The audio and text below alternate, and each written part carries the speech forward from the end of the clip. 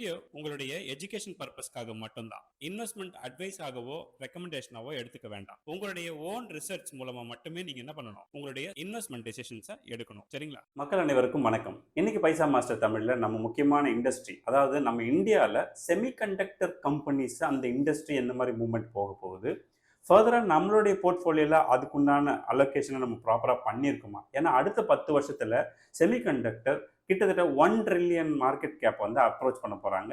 So நம்மளோட ப்ரொபோசிஷனை நம்ம கரெக்டாக பண்ணியிருக்கிறோமா இல்லைங்கிறதையும் இந்த வீடியோவில் உங்களுக்கு எக்ஸ்பிளைன் பண்ணுறது மூலமாக நீங்கள் அலோகேஷன் பார்த்துக்கலாம். ரைட்? அதுக்கு முன்னாடி மார்க்கெட் கவனிச்சிங்கன்னா தொடர்ந்து லாஸ்ட் 3 டேஸாக 2 டேஸாக வெள்ளிக்கிழமை திங்கக்கிழமைன்னு பார்த்தீங்கன்னா உங்களுக்கு நெகட்டிவை நோக்கி நகர்ந்துட்டு இருக்குது.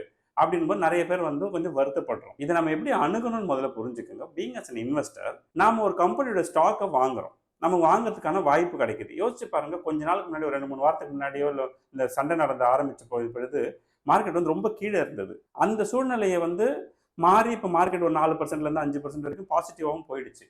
But most of the people accumulate பண்ணணும்னு நினைச்சிருப்பாங்க. பட் அக்யூமுலேட் பண்ணுறதுக்கு வாய்ப்பு கிடைக்காம போச்சு.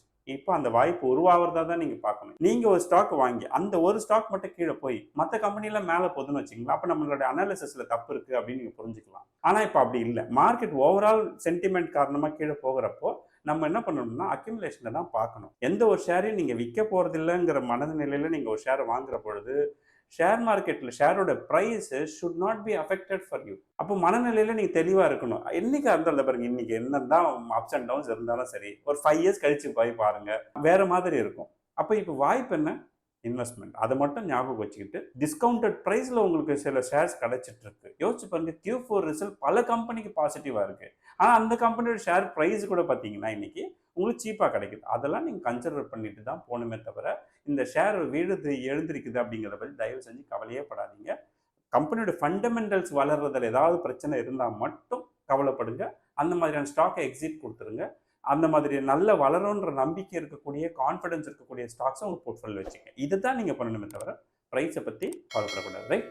இன்னைக்கு குளோபல் மார்க்கெட்டில் கிட்டத்தட்ட செமிகண்டக்டருடைய மார்க்கெட் கேப் வந்து $600 பில்லியன். இந்த $600 பில்லியன் கிட்டத்தட்ட இந்தியாவுக்கு 2030 இந்தியாவோட தேவை மட்டுமே கிட்டத்தட்ட 100லேருந்து 110 பில்லியன் டாலருக்கு நம்மளோட எக்ஸ்பெக்டேஷன், டிமாண்டே இருக்கும். இந்தியாவுடைய உள்நாட்டு தேவையே இருக்கும். அப்படி இருக்கும்போது வேர்ல்டு என்ன கால்குலேட் பண்ணியிருக்காங்கன்னா, இன்னொரு 10 வருஷத்துல 1 ட்ரில்லியன் மார்க்கெட் கேப்பை இந்த செமிகண்டக்டர் பிஸ்னஸ் வந்து ரீச் பண்ணோம். அப்படின்றது நாம வெளிநாடுகளை நம்பி இருக்கக்கூடாதுங்கிறதுனால இந்தியா என்ன பண்றாங்கன்னா, இங்க செமிகண்டக்டர் கம்பெனிஸ்லாம் லான்ச் பண்றதுக்கு 50% வரைக்கும் மானியம் கொடுக்குறாங்க.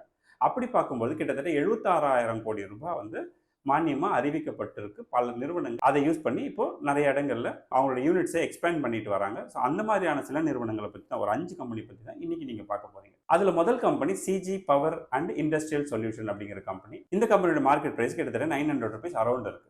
ஓகேங்களா? இதுல PE பார்த்தீங்கன்னா 115 இருக்கும். நல்லா பார்த்துங்க, இந்த கம்பெனியோட PE 115 இருக்கும். ரைட்? இந்த PE நம்ம வந்து இன்வெஸ்ட் பண்றது ரிஸ்கா அப்படின்னு கேட்டிங்கன்னா, இதோட ஆவரேஜ் PE என்னன்றதையும் நீங்கள் கவனிச்சுட்டு வந்துருங்க. இந்த 5 இயர்க்கான ஆவரேஜ் PEன்னு பார்த்தீங்கன்னா 80 கிட்ட இருக்கும். லாஸ்ட் 3 இயர்க்கான PEன்னு எடுத்துக்கிட்டிங்கன்னா கூட கிட்டத்தட்ட 98 அந்த மாதிரி இருக்கு. இதில் என்னன்னா, இந்த கம்பெனிக்கு இப்போ இந்த யூனிட்ஸ் எல்லாம் கட்டுறாங்க இல்லையா, அந்த இன்ஃப்ராஸ்ட்ரக்சர் டெவலப்மெண்ட்ல செலவுகள் அதிகமாக இருக்கிறதுனால உங்களுக்கு நெட் ப்ராஃபிட், அதாவது ஏர்னிங் பர் ஷேர் கம்மியாக தெரியும். அது தாண்டி ஒன்ஸ் அது ஃப்ளோக்கு வரும்போது, சேல்ஸ் ஃப்ளோக்கு வரும்பொழுது என்ன ஆகிடும், நான் உங்களோட ஏர்னிங் பர் ஷேர் பல்ஜ் ஆகிடும். அப்போ இந்த ஏர்னிங் பர் ஷேர் ஈக்குவலாக கம்பேர் பண்ணும்போது இந்த PE எல்லாம் ரொம்ப சின்னதாகிடும்ங்கிறதுனால தான் மக்கள் வந்து தைரியமாக இதில் இன்வெஸ்ட் பண்ணிட்டு இருக்காங்க. ஸோ இன்வெஸ்ட் பண்ணணுமா வேணாமா நீங்கள் முடிவு பண்ணுங்க. இன்ஃபர்மேஷன் கொடுக்க வேண்டியது என்னோட வேலை, நான் கொடுக்குறேன். லாஸ்ட் கப்புள் ஆஃப் இயர்ஸான ப்ராஃபிட் க்ரோத்தை கவனிங்க. 37%, போன 10 வருஷத்தில் 37% CAGR மெயின்டைன் பண்ணியிருக்காங்க. போன 5 வருஷத்துல 70% CAGR க்ரோத்தில், ப்ராஃபிட் க்ரோத்தில் சொல்கிறேன் நான். இந்த அளவுக்கு இந்த கம்பெனி க்ரோத் இருக்கும்போது யாராவது விடுவாங்களா? லாஜிக் புரியுதுங்களா? இதெல்லாம் நீங்கள் பார்த்துட்டு உங்களோட போர்ட்ஃபோலியோவில் வச்சிருக்கீங்களா இல்லையாங்கிறத நீங்கள் முடிவு பண்ணி. இப்போ சிஜி பவர் வந்து குஜராத்தில் 7,600 கோடி ரூபாயில் ஒரு பெரிய யூனிட்டை ஆரம்பிக்கிறாங்க. இது நம்ம தெரிஞ்சுக்க வேண்டிய இடம். அப்போ இந்த யூனிட் ஆரம்பிக்கும் பொழுது அவங்களுக்கு செலவுகள் தொடர்ந்து இருந்துகிட்டே இருக்கும். ஏர்னிங் பர் ஷேரோட சைஸ் வந்து கம்மியாக இருக்கிற மாதிரி இருக்கும். ஒன்ஸ் இந்த கம்பெனியெல்லாம் மார்க்கெட்டுக்குள்ளே வரும்பொழுது, இதாவது சேல்ஸுக்கு வரும்பொழுது இவங்களுடைய டோட்டல் ஏர்னிங் பர் ஷேரோட கம்பேர் பண்ண இந்த PEலாம் ஒன்றுமே இல்லைன்னு ஆகிடும். புரியுதுங்களா?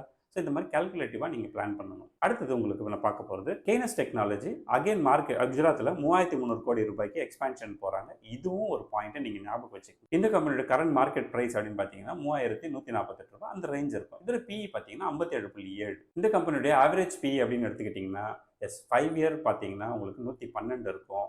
அதே மாதிரி 3 இயர் பார்த்தீங்கன்னா 119 இருக்கும். எங்கே இருக்கு பாருங்க. அடுத்தது இந்த கம்பெனியுடைய ஃபினான்ஷியல்ஸ் பாருங்க. நீங்கள் அந்த சேல்ஸ் growth போன 5 வருஷத்தில் 108% ப்ராஃபிட் growth சிஏஜிஆர் மெயின்டைன் பண்ணுறாங்க. 57% போன 3 வருஷத்தில் மட்டுமே.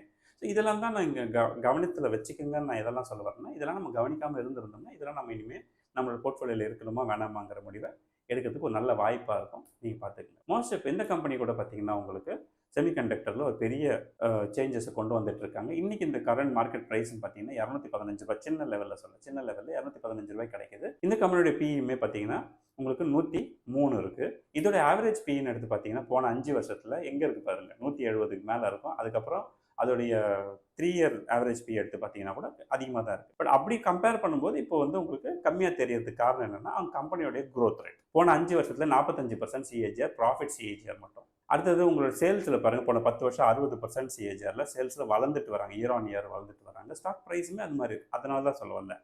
பி பார்த்தீங்கன்னா ஆவரேஜ் பியை விட இப்போ எல்லாமே வந்து செட்டிலாக தான் இருக்குது. இது கோயிங் ஃபார்வர்ட் பி குறையுமே தவிர ஷேர் ப்ரைஸ் குறையாது. அது வளர்ந்துட்டே தான் போகும். ஏன்னா ஃபண்டமெண்டல் வளர்ந்துட்டு போகிறதுனால. அடுத்தது ஸ்பெல். இந்த கம்பெனியோடைய இது வந்து exactly semiconductor company.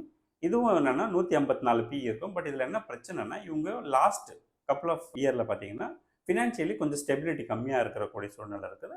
But still இவங்களுமே இப்போ எதிர்காலத்தில் இந்த மார்க்கெட் கேப்பை பிடிக்க போகிறாங்க. அப்போ மார்க்கெட் கேப்போடைய யார் கையில் இருக்குது இன்றைக்கி மொத்த மார்க்கெட் கேப்பும் அப்படின்னு பார்த்தீங்கன்னா தைவான் கிட்டத்தட்ட நார்மல் செமிகண்டக்டர் வந்து கிட்டத்தட்ட 60% யார் வச்சுருக்காங்க, தைவான் தான் வச்சுருக்காங்க. அதுவும் ஸ்பெஷலைஸ்டு செமிகண்டக்டர்னு சில இது இருக்கு இல்லையா, அதை பார்த்தீங்கன்னா 90% மார்க்கெட் கேப்பு தைவான் கிட்ட தான் இருக்குது. ஓகே, இப்போ இந்த மார்க்கெட் கேப்பை தான் என்ன பண்ண போகிறாங்கன்னா சீனா, இந்தியா, யூஎஸ் எல்லாருமே ஷேர் பண்ணிக்க போகிறாங்க. தைவான் மட்டும்தான் பண்ணணுமா அப்படிங்கிறத தாண்டி எல்லாருமே பண்ணணுங்கிறத இந்தியாவை பொறுத்த வரைக்கும் நம்ம ஏற்றுமதி பண்ணுறோமோ இல்லையோ குறைஞ்சபட்சம் என்ன பண்ணக்கூடாது, உள்நாட்டு தேவைக்கு வந்து வெளியே போய் நம்ம கையை நீட்டி நிற்கக்கூடாதுங்கிறதுக்காக தான் இதெல்லாம் செஞ்சுட்டு இருக்கிறோம் இல்லையா. இந்த கம்பெனியுடைய பியும் எடுத்து பாருங்கள். நான் உங்களுக்கு ஸ்க்ரீனில் வைக்கிறேன். கிட்டத்தட்ட 200 மேலே இருக்குது. பட் அதெல்லாம் கணக்கு இல்லை. கோயிங் ஃபார்வர்டு இவங்களுடைய இந்த 3 வருஷமாவது ஆகும். இந்த மாதிரி இன்ஃப்ராஸ்ட்ரக்சரை டெவலப் பண்ணி எல்லாம் பண்ணுறது 3 வருஷமாவது ஆகும். அப்போ தான் உங்களுக்கு ஒரிஜினல் இதோடைய சேல்ஸ் வரும். ஸோ நீங்கள் என்ட்ரி ஸ்டேஜ்லேயே உள்ளே நுழைஞ்சிட்டிங்கன்னா நீங்கள் ஒரு பெரிய அளவுக்கான மாற்றங்களை உங்களுடைய போர்ட்ஃபோலியோவில் பார்க்க முடியும் அப்படிங்கிறது தான். இவங்களுடைய சேல்ஸ் என்ன சொன்னாலும் ஏற்கனவே இது உங்களுக்கு வந்து ஃபினான்ஷியல்ஸ் கொஞ்சம் வீக்காக இருக்குது அப்படின்னு சொன்னேன். எனிவே நீங்கள் இதில் கவனத்தில் வச்சுக்கோங்கன்னு தான் சொன்னேன். ஸோ நம்ம வந்து அடுத்து பார்க்க போகிறது RIR. இந்த RIRல கூட பார்த்தீங்கன்னா $174 இந்த ஸ்டாக் ப்ரைஸ். இந்த ஸ்டாக்கோட பிஇமே கிட்டத்தட்ட 200 மேலே தான் இருக்குது. இவங்களுமே இப்போ எக்ஸ்பென்ஷனில் தான் இருக்கிறாங்க.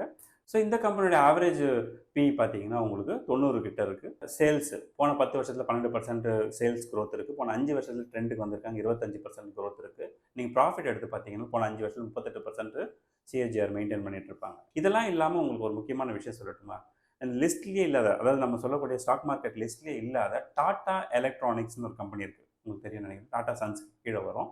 அந்த டாடா எலக்ட்ரானிக்ஸ் அப்படிங்கிற அந்த கம்பெனியுமே கிட்டத்தட்ட 91,000 கோடி ரூபாய் இன்வெஸ்ட் பண்ணி அவங்க புது யூனிட்டு குஜராத்தில் ரெடி பண்ணிட்டு வராங்க. இது ஒரு பெரிய சேலஞ்ச்.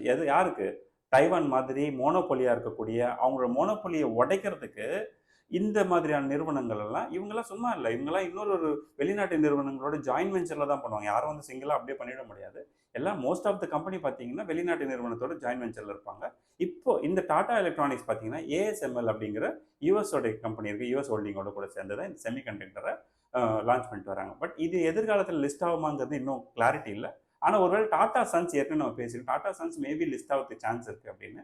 இப்போ அவ்வளோ லிஸ்ட் ஆனால் அப்போ இந்த கம்பெனிலாம் கூட அதுக்குள்ளேயே கீழே வந்துடும். எனிவே இப்போ நம்ம என்ன பாயிண்ட் என்ன பார்க்க வந்தோம், எஸ் தைவானுடைய 60% மார்க்கெட் ஷேர்லேருந்து எவ்வளோ நாம அப்ரோச் பண்ண போகிறோம். அது 1 ட்ரில்லியன் நெக்ஸ்ட் 10 இயரில் 1 ட்ரில்லியன் மார்க்கெட் கேப் போகுதுன்னா அப்போ உங்களுடைய போர்ட்ஃபோலியோ எதை நோக்கி இருக்கணுங்கிறதெல்லாம் நீங்கள் தான் முடிவு பண்ணணும். அடுத்து உங்களுக்கு மிகப்பெரிய வளர்ச்சி அப்படின்னு பார்த்தீங்கன்னா smart phone, EV, data centre, AI technology இதெல்லாம் அதிகமாக அசுர வளர்ச்சி அடைய போகுது. அப்படின்னா இதுக்கெல்லாம் மேனுஃபேக்சரிங் பண்ணக்கூடிய இந்த செமிகண்டக்டர், சிப் இது மாதிரியான விஷயங்களை வெளிநாட்டை நம்பி நம்ம இந்தியா இருக்கக்கூடாதுங்கிறது ரொம்ப தெளிவான விஷயத்தில் இருக்காங்க.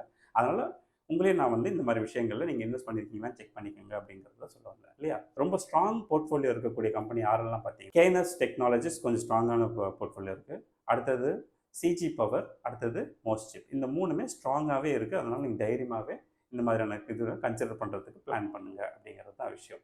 ஏன்னா என்றைக்காக இருந்தாலும் மார்க்கெட்டு தைவான் கிட்ட இருந்து வாங்குறதுல தெளிவாக இருக்கிறாங்க. யார் சைனா இருக்காங்க, இந்தியா இருக்குது. இப்போ எல்லாருமே இதுக்குள்ளே வர்றதுனால எல்லா நிறுவனங்களும் மோனோபொலியை உடைச்சாங்கன்னா ஆட்டோமேட்டிக்காக எல்லாருக்கும் வந்து ஷேர் கிடைச்சிரும்.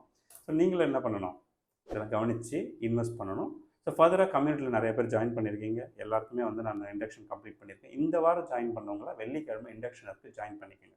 ஓகே, கம்யூனிட்டி ஜாயின் பண்ணுறதுக்கான லிங்க் வந்து டிஸ்கிரிப்ஷனில் கொடுக்குறேன். அதில் ஒரு ஃபார்ம் ஃபில் பண்ணிங்கன்னா ஒரு வீடியோ வரும், பாருங்கள், பிடிச்சிருந்தா ஜாயின் பண்ணிக்கோங்க. ஓகே, நான் எப்பவுமே சொல்லுறேன், ஃப்ரெண்ட்ஸ் அண்ட் ஃபேமிலிக்கு காசு பணம் கொடுத்து உதவி செய்யறத விட என்ன பண்ணலாம், இந்த மாதிரி நல்ல இன்வெஸ்ட்மெண்ட்ஸ் ஐடியாஸ் கொடுக்கலாம், அவங்க வாழ்க்கையில் சூப்பராக வருவாங்கன்னு சொல்லியிருக்கேன். எனிவே, அடுத்த ஒரு இன்ட்ரெஸ்டிங்கான வீடியோவில் சந்திப்போம். நன்றி.